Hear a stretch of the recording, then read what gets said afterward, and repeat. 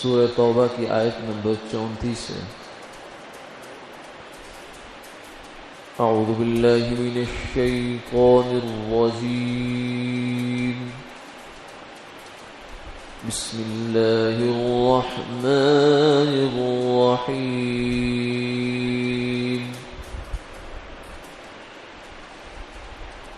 یا ایہا الذین آمنوا ان کثیرا من الأحبار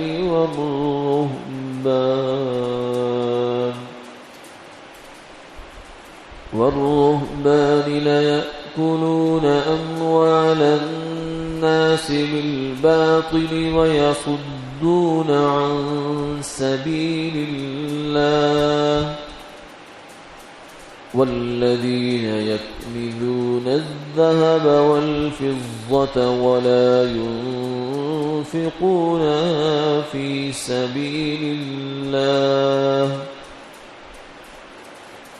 سبيل الله فبشرهم بعذاب أليم يوم يحمى عليها في نار جهنم فتكوى بها جباههم وجنوبهم وظهورهم هذا ما كنزتم لأنفسكم فذوقوا ما كنتم تكنزون صدق اللہ العظیم۔ اے ایمان والو، اہل کتاب کے بہت سے عالم اور درویش کھاتے ہیں لوگوں کے اموال ناحق اور اللہ کے راستے سے روکتے ہیں، اور جو لوگ سونا اور چاندی کو جمع کر کے رکھتے ہیں اور اس کو راہ خدا میں خرچ نہیں کرتے، آپ ان کو دردناک عذاب کی خوشخبری سنا دیجیے، جس دن کے وہ آگ میں دہکائے جائیں گے، جہنم کی آگ میں، اور پھر اس سے ان کے ماتھے، ان کے پہلو اور ان کی پیٹھیں داغی جائیں گی، اور ان سے یہ کہا جائے گا یہ ہے جو کچھ تم نے خزانہ جمع کر رکھا تھا اپنے لیے، اب مزہ چکھو اپنے خزانے کا۔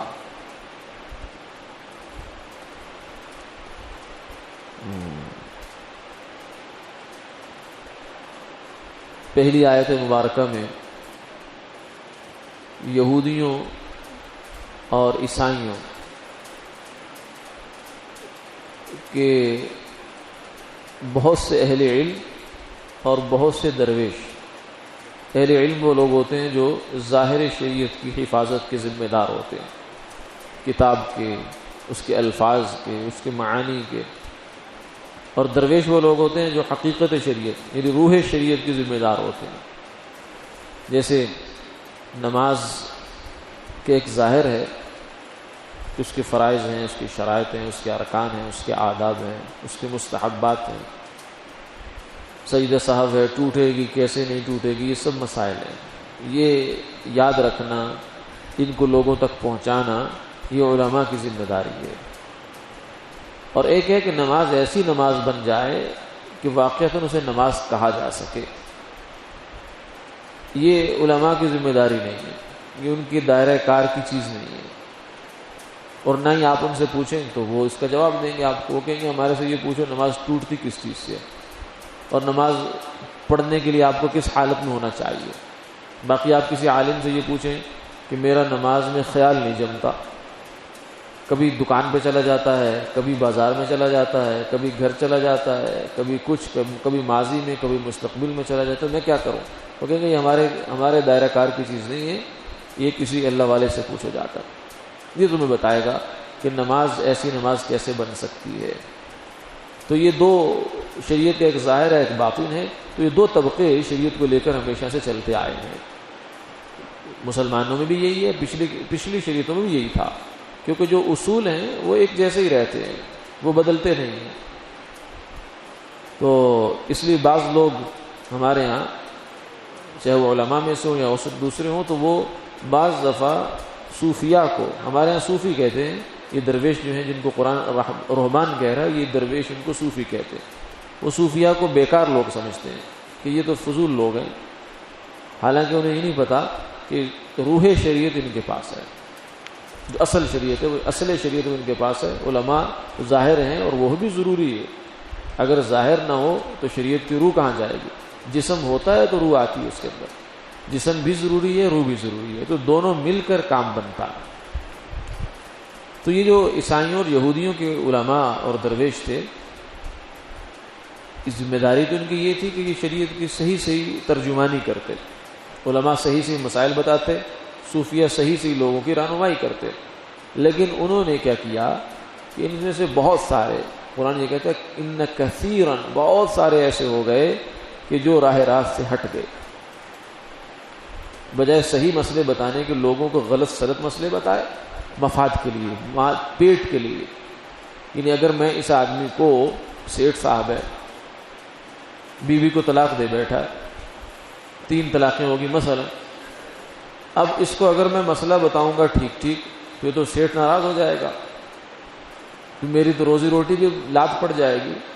تو لہذا وہ کیا کرتا ہے، تعویل سوچتا ہے کہ کان ادھر سے نہیں تو ادھر سے پکڑ لو، یوں کرو وہ کرو، فلاں کرو فلاں کرو۔ نہیں جی وہ 3 طلاقوں والا مسئلہ اور ہوتا ہے، آپ کا مسئلہ کچھ اور ہے، آپ ایسا کریں، جائیں ذرا داتا دربار پہ 60 مسکینوں کو کھانا کھلا دے، بس آپ کا مسئلہ حل ہو گیا۔ وہ پھر اس قسم کے فتوے بنا کے چھوڑ دیتے ہیں۔ مقصد کیا ہے؟ اپنا پیٹ۔ فرمایا کہ یہ لوگ لَيَأْكُلُونَ أَمْوَالَ النَّاسِ بِالْبَاطِلِ، اسی طریقے سے کچھ ناجائز رسمیں بنا کر بھی لوگوں سے مال بٹورنا، یہ بھی ایک کام ہوتا ہے۔ لوگ ویسے پیسہ دیتے نہیں ہیں تو چلو ان سے اس عنوان سے نکلوا لو، میت ہو جائے تو اس کی یہ رسم بھی کرو، پھر یہ بھی کرو، پھر یہ بھی کرو، پھر یہ بھی کرو، شادی بیاہ پہ یہ کرو، تو رسموں کے ذریعے سے کچھ نہ کچھ مال ہمارے پاس آ جائے گا۔ تو اس قسم کی حرکتیں ان کی ہوا کرتی تھی، اور یہ سب باطل تھا، باطل طریقے سے لوگوں کا مال کھانا۔ وَيَصُدُّونَ عَنْ سَبِيلِ اللَّهِ، اور جو آدمی اس روش پر چلا جاتا ہے، باطل طریقے سے لوگوں کے مال کھاتا ہے، حرام اس کے منہ کو لگ جاتا ہے، تو پھر حق بات کہتا نہیں ہے، بلکہ جو حق بات کہے گا اس کی مخالفت کرتا ہے۔ کیوں؟ اس لیے کہ اگر حق بات کہنے والے کی مخالفت نہیں کرے گا تو اس کی طرف نظریں اٹھیں گی، وہ لوگ کہیں گے تو غلط آدمی ہے، عوام اس کو چھوڑ دیں گے، لہذا اس کی مجبوری بن جاتی ہے کہ وہ جو صحیح آدمی ہے اس کی تردید کرنا شروع کر دے، اس کو غلط کہنا شروع کر دے۔ تو نتیجتاً یہ ہوتا ہے کہ جو حق بات ہے، صحیح بات ہے، وہ لوگوں کے سامنے نہیں آ پاتی۔ وَيَصُدُّونَ عَنْ سَبِيلِ اللَّهِ، اور یہ دوسرا جرم ان کا یہ بھی ہے۔ اور پھر یہ سارا ہوا کس وجہ سے؟ ہوتا ہے دنیا کی محبت، خواہشات۔ أَفَرَأَيْتَ مَنِ اتَّبَعَ إِلَٰهَهُ هَوَاهُ وَأَضَلَّهُ اللَّهُ عَلَىٰ عِلْمٍ وَخَتَمَ عَلَىٰ سَمْعِهِ وَقَلْبِهِ وَجَعَلَ عَلَىٰ بَصَرِهِ غِشَاوَةً فَمَن يَهْدِيهِ مِن بَعْدِ اللَّهِ۔ فرمایا کہ وہ آدمی کہ آپ نے اس کو نہیں دیکھا جس نے اپنی خواہش کو اپنا خدا بنا ڈالا، یعنی جہاں خواہش جو مانگتی ہے ویسا کرتا ہے، یعنی جدھر سے اس کا مفاد پورا ہوتا ہے وہ بات کرتا ہے، اور جہاں سے اس کا مفاد پہ زد پڑتی وہ بات نہیں کرتا۔ تو یہ ہے اپنی خواہش کو خدا بنانا۔ پھر کیا ہوتا ہے؟ وَأَضَلَّهُ اللَّهُ عَلَىٰ عِلْمٍ، باوجود کہ اس کے پاس علم ہوتا ہے مگر اس کو اللہ علم ہونے کے باوجود بھی گمراہ کر دیتے ہیں۔ تو محض علم انسان کو سیدھے راستے پہ نہیں چلا سکتا۔ قرآن میں بار بار یہ چیز ہمارے سامنے آتی ہے۔ اب یہ ان کے پاس علم کی کمی تو نہیں تھی، جو احبار تھے، تورات کے ماہر تھے، انجیل کے ماہر تھے، بہت علم تھا ان کے پاس، مگر قرآن کہتا ہے کہ یہ راہ راست سے ہٹے ہوئے لوگ ہیں۔ تو محض علم کافی نہیں ہے۔ لوگ سمجھتے ہیں کہ ہمارا جو بڑے مسئلے ہیں قومی اس وقت، اس میں جہالت بہت بڑا مسئلہ ہے۔ جہالت مسئلہ نہیں ہے، خواہشات کی پیروی مسئلہ ہے۔ جاہل آدمی اتنا نقصان نہیں کرتا جتنا پڑھا لکھا کرتا ہے۔ جتنے کرپٹ لوگ ہیں جنہوں نے قومی دولت لوٹی ہے، خزانے لوٹے ہیں، کیا یہ سب جاہل تھے؟ انگوٹھا چھاپ ہے؟ نہیں، گریجویٹ ہے، کوئی آکسفورڈ کا پڑھا ہوا ہے، کوئی کیمبرج کا پڑھا ہوا ہے، وہ کہاں کا پڑھا ہوا ہے؟ تو لا علمی مسئلہ نہیں ہے۔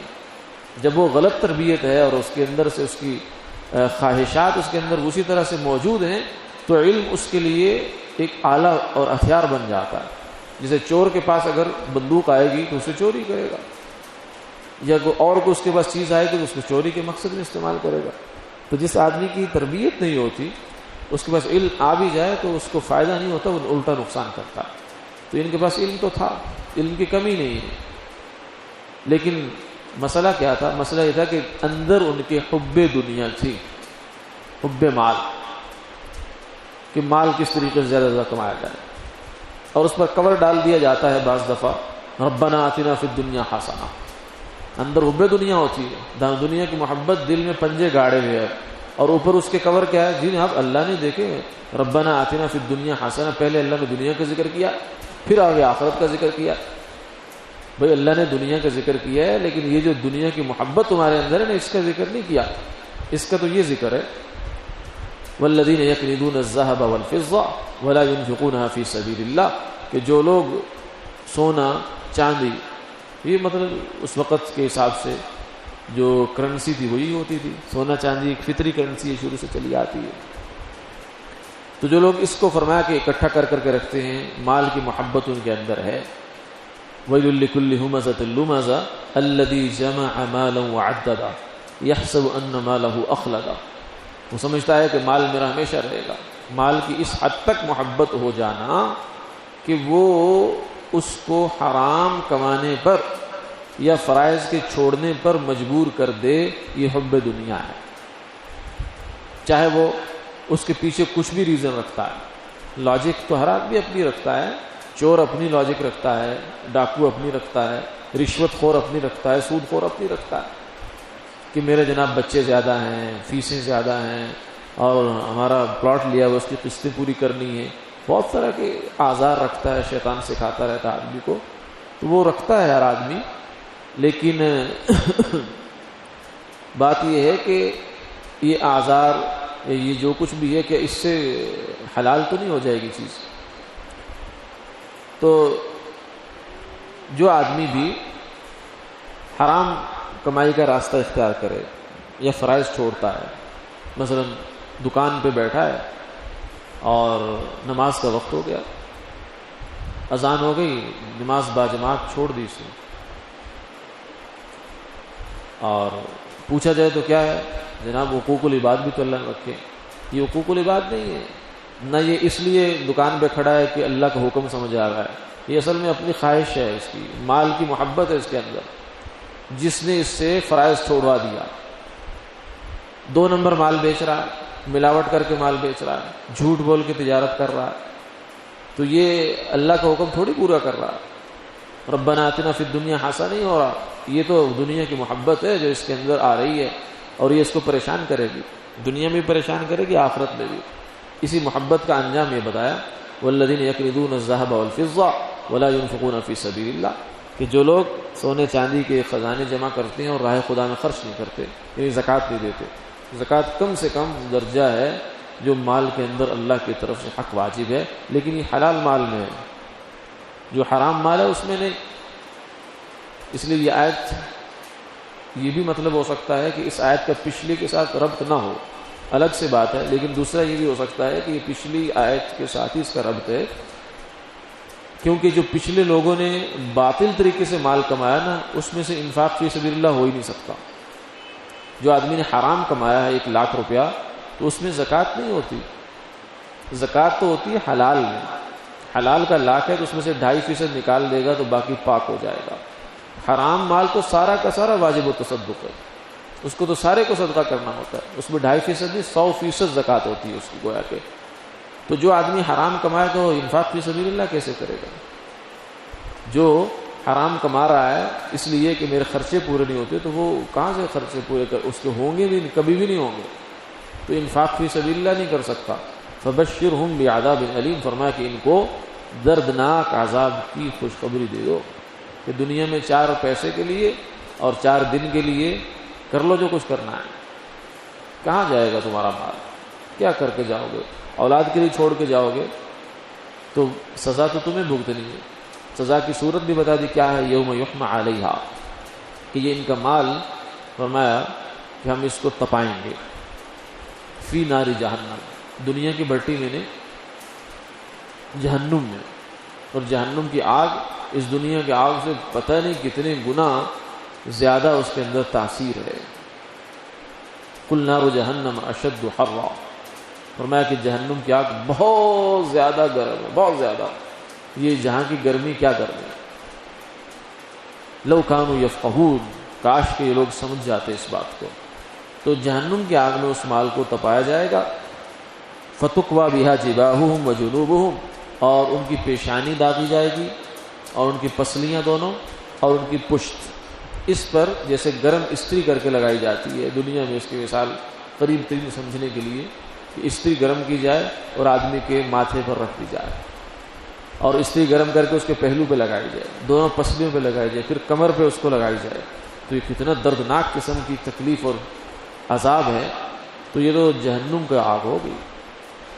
اس میں بھی علماء نے لکھا کہ یہ 4 جگہ کیوں خاص طور سے کی گئی، فرمایا کہ اس لیے کہ جب اس آدمی کے پاس کوئی سائل آتا تھا جو حق کا سائل تھا، پیشہ ور نہیں، اور اس کے پاس مال بھی تھا مگر زکوٰۃ نہیں نکال رہا، اس کی دے نہیں رہا اس کو، تو نتیجتاً سب سے پہلے انسان کے ماتھے پہ بل آتا ہے، اس کو دیکھ کر ماتھے پہ بل آتا ہے، اس لیے ماتھا پہلے پکڑا جائے گا، اور پھر جو ہے آدمی پہلو تہی کرتا ہے، اس سے منہ موڑتا ہے، تو اس لیے پہلو کو داغا جائے گا، پھر منہ موڑ کر پیٹھ دکھاتا ہے اس کو، تو اس لیے تیسری چیز جو پکڑی جائے گی وہ اس کی پیٹھ ہو گئی، اور پھر ان سے یہ کہا جائے گا ھذا ما کنزتم لانفسکم، یہ لوگ سوال، یہ جواب ہے، سوال یہ ہوگا کہ یہ کیا ہے، یہ ہمارے ساتھ کیا ہو رہا ہے، تو اللہ تعالیٰ جواب دیں گے ھذا ما کنزتم لانفسکم، یہ زیادتی نہیں ہے، وما کان اللہ لیظلمہم ولکن کانوا انفسہم یظلمون،